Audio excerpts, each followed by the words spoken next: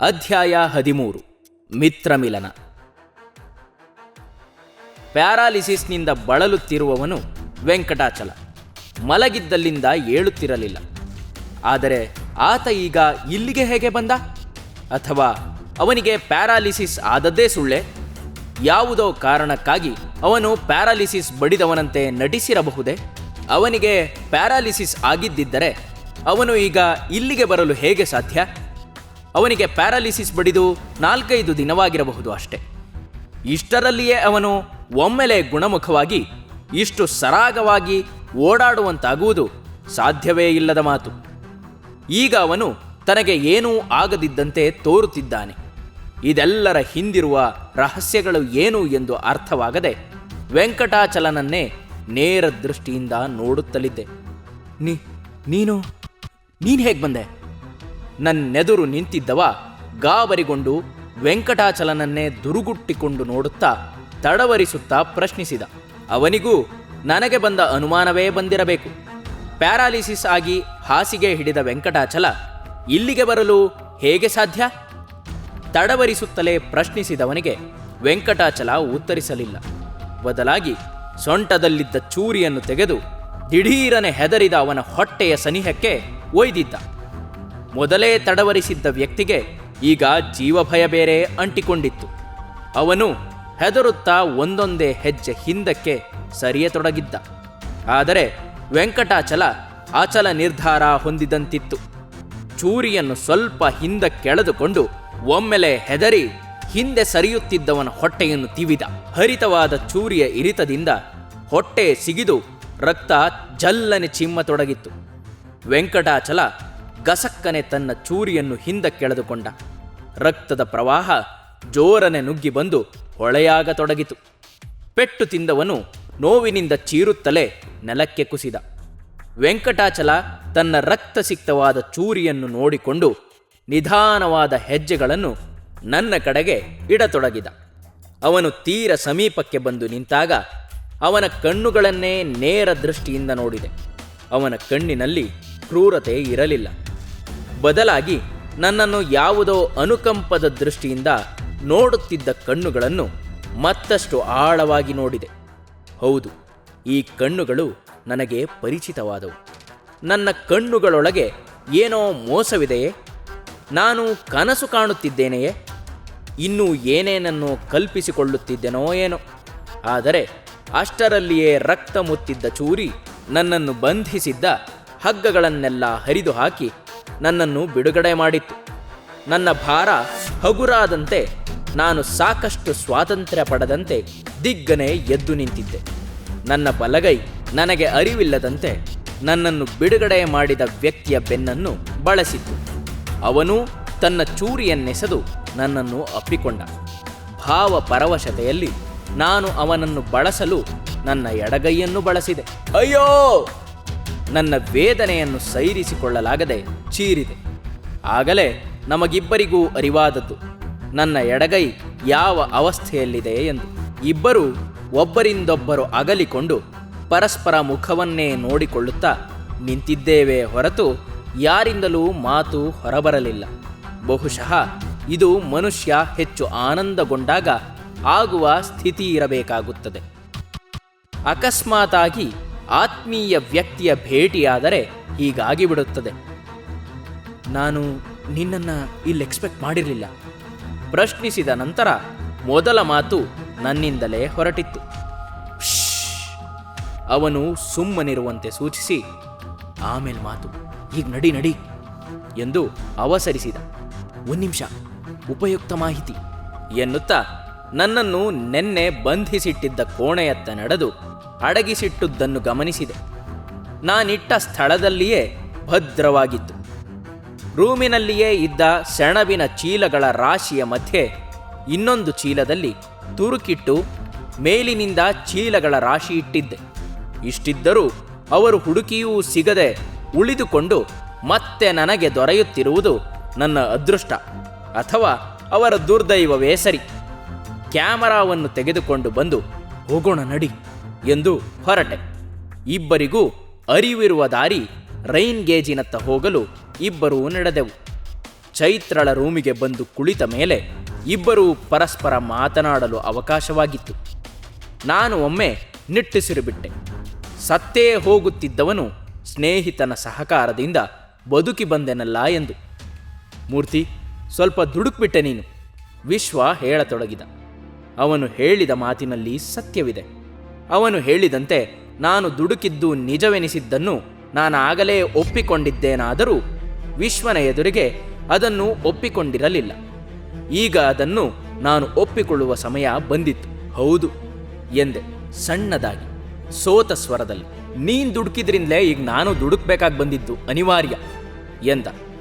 ನಾನು ದುಡುಕಿದನೆಂಬುದನ್ನು ಒಪ್ಪಿಕೊಳ್ಳುತ್ತೇನಾದರೂ ವೆಂಕಟಾಚಲನಂತೆ ವೇಷ ಮರೆಸಿಕೊಂಡು ಪ್ಯಾರಾಲಿಸಿಸ್ ಬಡಿದವನಂತೆ ಯಾರಿಗೂ ಅನುಮಾನ ಬಾರದಂತೆ ಸಮರ್ಥವಾಗಿ ನಟಿಸಿದ ವಿಶ್ವ ದುಡುಕಿದುದು ಹೇಗೆಂದು ನನಗೆ ಅರ್ಥವಾಗಲಿಲ್ಲ.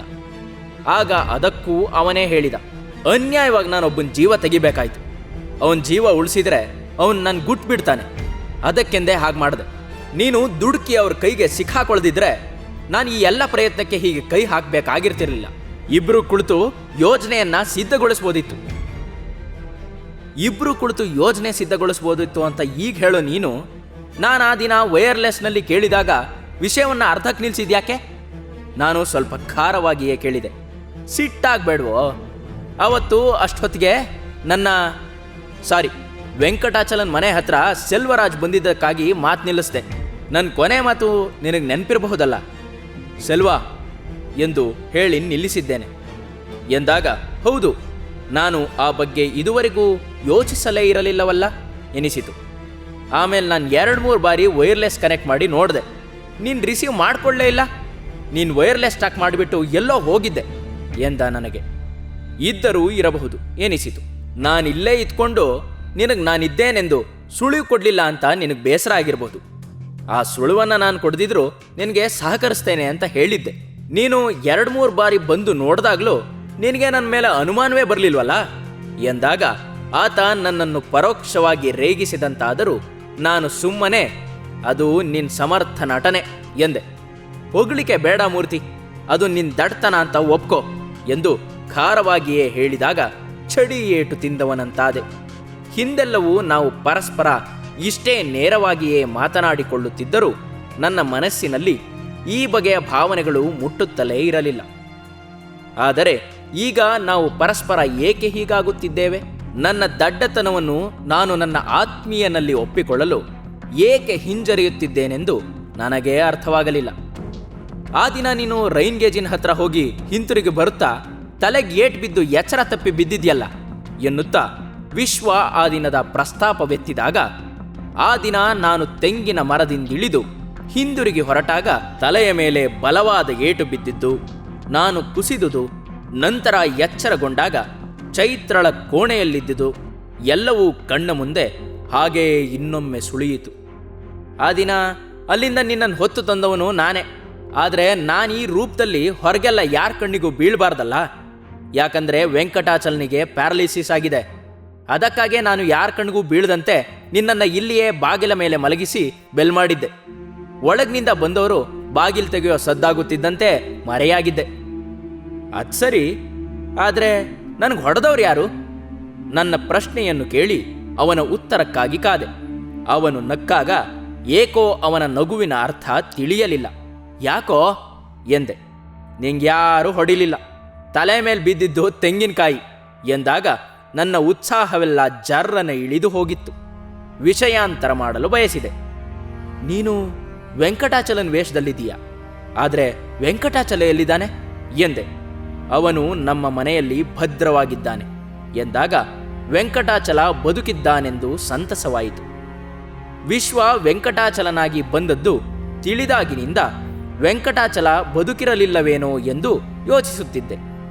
ಮೂರ್ತಿ, ಇನ್ನೂ ನೀನು ಸದ್ಯ ಯಾರ ಕಣ್ಣಿಗೂ ಬೀಳದಷ್ಟು ಹುಷಾರಾಗಿರ್ಬೇಕು. ಬುದ್ಧಿವಂತ ಪತ್ತೇದಾರ ನನ್ನನ್ನು ಎಚ್ಚರಿಸತೊಡಗಿದ್ದ. ಯಾಕೆ ಗೊತ್ತಾ?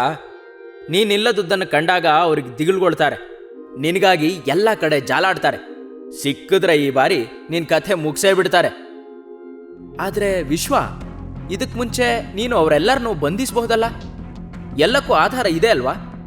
ಈಗೋ ಇದನ್ನು ನೀನೇ ಇಟ್ಕೋ ಎನ್ನುತ್ತಾ ನನ್ನಲ್ಲಿದ್ದ ಕ್ಯಾಮರಾವನ್ನು ಮತ್ತು ಪಿಂಟೋ ತಯಾರಿಸಿದ ಗುಹೆಯ ನಕ್ಷೆಯನ್ನು ಅವನಿಗಿತ್ತೆ. ಅದನ್ನು ತೆಗೆದುಕೊಳ್ಳುತ್ತಲೇ ಆತ ಹೇಳಿದ, ಬರೇ ಇಷ್ಟು ಆಧಾರಗಳಿಂದ ಇವರೆಲ್ಲರನ್ನೂ ಬಂಧಿಸೋದು ಅಷ್ಟು ಸುಲಭ ಅಲ್ಲ ಮೂರ್ತಿ. ರಾಜಕೀಯ ವ್ಯಕ್ತಿಯೊಬ್ಬನನ್ನು ಬಂಧಿಸಬೇಕಾದ್ರೆ ಅದಕ್ಕೆ ಸರಿಯಾದ ಹಕ್ಕವೇ ಬೇಕು. ಇದನ್ನೆಲ್ಲ ನಾನು ನೋಡ್ಕೋತೇನೆ. ದಯವಿಟ್ಟು ನೀನು ನನಗೆ 2 ದಿನಗಳ ಅವಕಾಶ ಕೊಡು ಎನ್ನುತ್ತಾ ನಾನು ಹೊತ್ತಿದ್ದ ಜವಾಬ್ದಾರಿಯನ್ನು ಅವನು ತಾನಾಗಿಯೇ ಹೆಗಲಿಗೇರಿಸಿಕೊಂಡಿದ್ದ. ಅದು ಸರಿ, ಆದರೆ 2 ದಿನ ನಾನು ಇಲ್ಲೇ ಇರೋದು ತೀರಾ ಅಪಾಯಕರ. ನಿಜವಾಗಿಯೂ ನಾನಿಲ್ಲಿರೋದು ಯಾವ ಕ್ಷಣದಲ್ಲಾದರೂ ಸೆಲ್ವರಾಜ್ನಿಗೆ ತಿಳಿಯಬಹುದು. ನಂತರ ನನಗಾಗಿ ಸಿದ್ಧಪಡಿಸಿದ ಸಮಾಧಿಗೆ ಹೋಗಲು ನಾನು ಸಿದ್ಧನಾಗಬೇಕಷ್ಟೆ ಎಂದೆ. ಆದರೆ ಅನಿವಾರ್ಯ. ಬೇರೆ ಕಡೆಗೆ ಹೋಗೋದಕ್ಕೆ ಈಗ ಖಂಡಿತ ಅಸಾಧ್ಯ. ನಾನು ನಮ್ಮವರೊಂದಿಗೆ ಸಂಪರ್ಕ ಬೆಳೆಸ್ತೇನೆ. ನಂತರ ನೀನು ನಿಶ್ಚಿಂತನಾಗಬಹುದು ಎಂದು ವಿಶ್ವ ಹೇಳಿದರೂ ನಾನು ಚೈತ್ರಳಿಗೆ ಕೊಟ್ಟ ಮಾತನ್ನು ನಡೆಸೋವರೆಗೂ ನನಗೆ ಚಿಂತೆ ದೂರ ಆಗೋದಿಲ್ಲ ವಿಶ್ವ ಎಂದೆ. ಅದನ್ನೆಲ್ಲ ನಾನು ನೋಡ್ಕೋತೀನಿ ಎಂದು ಅವನು ಭರವಸೆ ಇತ್ತರೂ ನನಗೆ ಸಮಾಧಾನವೆನಿಸಲಿಲ್ಲ. ಇದರಲ್ಲಿ ನನಗೆ ಸಮಪಾಲು ಬೇಕು ವಿಶ್ವ. ನಾನೆಲ್ಲಿಗೂ ಹೋಗಲ್ಲ, ಇಲ್ಲೇ ಇರ್ತೀನಿ, ಎಲ್ಲವೂ ಸರಿ ಹೋಗೋ ತನಕ ಕೊನೆಯಲ್ಲಿ ನಿರ್ಧರಿಸಿ ಹೇಳಿದೆ. ವಿಶ್ವನಿಗೆ ಖುಷಿ ಎನಿಸಿರಬೇಕು. ಓಕೆ ಓಕೆ ಮೈ ಫ್ರೆಂಡ್, ಹಾಗೆ ಮಾಡು, ಆದರೆ ಬಿ ಕೇರ್ಫುಲ್ ಎನ್ನುತ್ತಾ ಹೊರಡಲು ಎದ್ದು ನಿಂತ. ಹೊರಗಿನಿಂದ ಯಾರೋ ಬಾಗಿಲು ಬಡಿದ ಸದ್ದು. ಪರಸ್ಪರ ಒಬ್ಬರ ಮುಖವನ್ನು ಮತ್ತೊಬ್ಬರು ನೋಡಿಕೊಳ್ಳತೊಡಗಿದೆವು. ಅಕ್ಕ ಬಂದಿರಬೇಕು ಎಂದು ರವಿ ಹೇಳಿದಾಗ ಅವನ ಇರುವನ್ನೇ ಈವರೆಗೆ ಮರೆತವರು ಅವನ ಕಡೆಗೆ ತಿರುಗಿದೆವು. ತೆರೆದೇ ಇದ್ದ ಬಾಗಿಲಿನಲ್ಲೇ ಒಳಗೆ ತೂರಿಕೊಂಡ ನಾವು ಬಾಗಿಲಿಗೆ ಬೋಲ್ಟ್ ಮಾಡಿದ್ದೆವು. ರವಿ ನನ್ನನ್ನು ಕಂಡವನು ಸುಮ್ಮನಾಗಿದ್ದ. ಹೊರಗೆ ಬಾಗಿಲು ಬಡಿದ ಶಬ್ದ ಸ್ವಲ್ಪ ಹೆಚ್ಚಾಯಿತು. ಯಾರು ಕೇಳು? ರವಿಗೆ ಹೇಳಿದೆ. ಈ ರೂಮಲ್ಲಿ ಕೇಳಿದ್ರೆ ಹೊರಗೆ ಕೇಳಿಸಲ್ಲ ಎಂದು ರವಿ ಹೇಳಿದಾಗ ಯಾರಾದರೂ ಆಗಿರಲಿ ಎಂದುಕೊಂಡು ಬಾಗಿಲಿನ ಬೋಲ್ಟ್ ತೆಗೆದು ಬಾಗಿಲೆಳೆಯುತ್ತಾ ಬಾಗಿಲಿನ ಹಿಂದೆಯೇ ಅವಿತುಕೊಂಡೆ. ವಿಶ್ವ ಮಂಚದ ಅಡಿಯಲ್ಲಿ ನುಸುಳಿದ್ದ.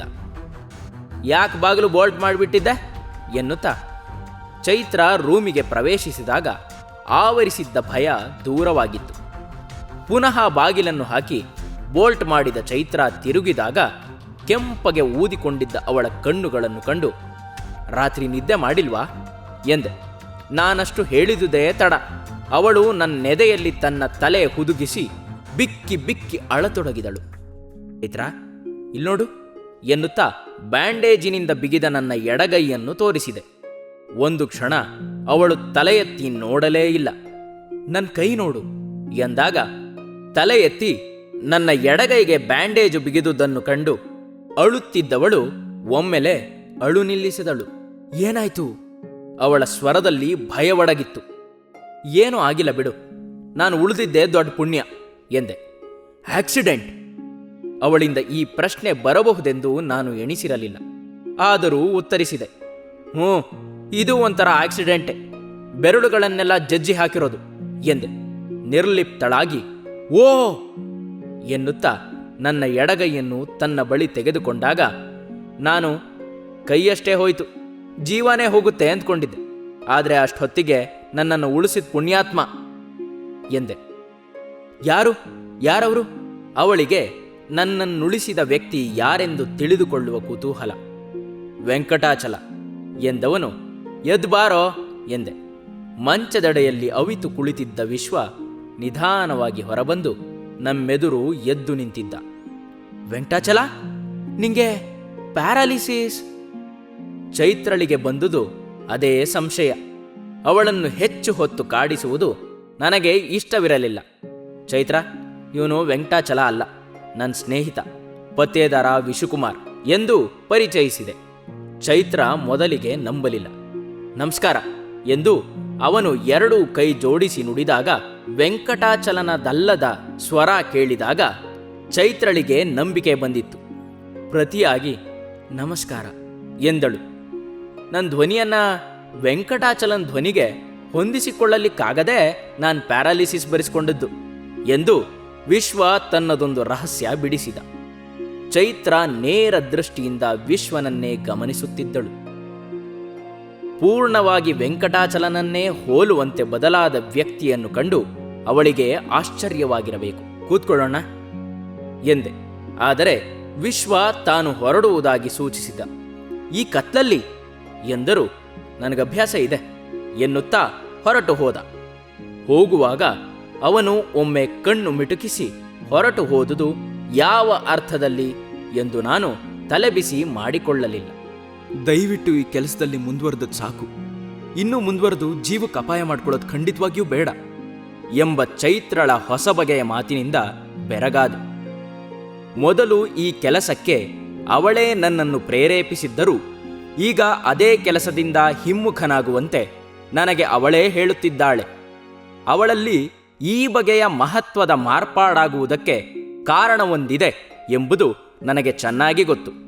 ಹಿಂದೆ ಅವಳು ಅವಳ ಪಾಲಿಗೆ ದಿವಾಕರನಾಗಿದ್ದ ಪಿಂಟೋನನ್ನು ಕಳೆದುಕೊಂಡಾಗಿತ್ತು. ಮತ್ತೆ ಅದೇ ಅಧ್ಯಾಯದ ಪುನರಾವರ್ತನೆಯಾಗಿ ಈಗ ನನ್ನನ್ನು ಕಳೆದುಕೊಳ್ಳಲು ಅವಳು ಇಷ್ಟಪಡುತ್ತಿರಲಿಲ್ಲ. ಅವಳ ದೃಷ್ಟಿಯಿಂದ ಅವಳದು ಸರಿ ಎಂದು ಒಪ್ಪಬಹುದಾದರೂ ಈಗ ಕೆಲಸವೊಂದಕ್ಕೆ ಕೈ ಹಾಕಿ ಆ ಕೆಲಸ ಕೊನೆಯ ಘಟ್ಟದಲ್ಲಿರುವಾಗ ಹಿಂದಕ್ಕೆ ಸರಿಯಲು ಹೇಗೆ ಸಾಧ್ಯ? ಮೊದಲಿಗೆ ಒಬ್ಬನೇ ಆಗಿದ್ದ ನನಗೀಗ ವಿಶ್ವನ ಸಂಪೂರ್ಣ ಸಹಕಾರ ಬೇರೆ ದೊರಕಿದೆ. ಅವನ ಹಿಂದೆ ನಿಷ್ಠ ಅಧಿಕಾರಿಗಳ ದಂಡೇ ಇರುತ್ತದೆ. ಹೀಗಿರುವಾಗ ಪ್ರಯತ್ನದಿಂದ ಈಗ ಹಿಮ್ಮುಖನಾದರೆ ನಾನು ದಡ್ಡನಾಗಿ ಬಿಡುತ್ತೇನಲ್ಲ ಎನಿಸಿತು. ನಾನೀಗಾಗಲೇ ಸಾಕಷ್ಟು ಮಾಹಿತಿಯನ್ನು ಸಂಗ್ರಹಿಸಿರುವುದು, ನನಗೆ ವಿಶ್ವನ ಪೂರ್ಣ ಸಹಕಾರವಿರುವುದು ಎಲ್ಲವನ್ನೂ ಚೈತ್ರಳಿಗೆ ವಿವರಿಸಿದೆ. ಆದರೂ ಅವಳ ಮುಖದಲ್ಲಿ ಧೈರ್ಯದ ಕಳೆ ಕಾಣಲೇ ಇಲ್ಲ. ಇನ್ನು ಇವಳಿಗೆ ಸಮಜಾಯಿಷಿ ನೀಡುವುದಾದರೂ ಹೇಗೆಂದು ಯೋಚಿಸುತ್ತಾ ಒಂದು ಕ್ಷಣ ಸುಮ್ಮನೆ ಕುಳಿತೆ. ನೀವು ನನ್ನ ಅರ್ಥ ಮಾಡ್ಕೋತಾ ಇಲ್ಲ ಮೂರ್ತಿ. ಅದಕ್ಕೆ ನಾನು ಹೇಳ್ತಾ ಇರೋದು ನಿಮ್ಮ ಮನಸ್ಸಿನ ಮೇಲೆ ಪ್ರಭಾವ ಬೀರ್ತಿಲ್ಲ. ನೀವೀ ಬಾರಿ ಬದುಕು ಬಂದಿರೋದೇ ನನ್ನ ಪುಣ್ಯ. ಮತ್ತೆ ನಿಮ್ಮನ್ನ ಮೃತ್ಯುಕೂಪಕ್ಕೆ ತಳ್ಳಿ ನಾನು ಯಾವ ಸುಖ ಪಡ್ಲಿ ಹೇಳಿ? ಒಬ್ಬ ವ್ಯಕ್ತಿ ನಮಗೆ ತೀರಾ ಆತ್ಮೀಯವಾದರೆ ಆ ಆತ್ಮೀಯತೆ ಇದಿರು ಉಳಿದೆಲ್ಲವನ್ನೂ ಕ್ಷುಲ್ಲಕವಾಗಿ ಬಿಡುತ್ತದೆ, ಜೊತೆಯಲ್ಲಿ ಕರ್ತವ್ಯವೂ ಕೂಡ. ಆದರೆ ಈ ಮಧ್ಯೆ ಕರ್ತವ್ಯವನ್ನು ಮರೆತು ಬಿಡುವುದು ಸೂಕ್ತವಲ್ಲ.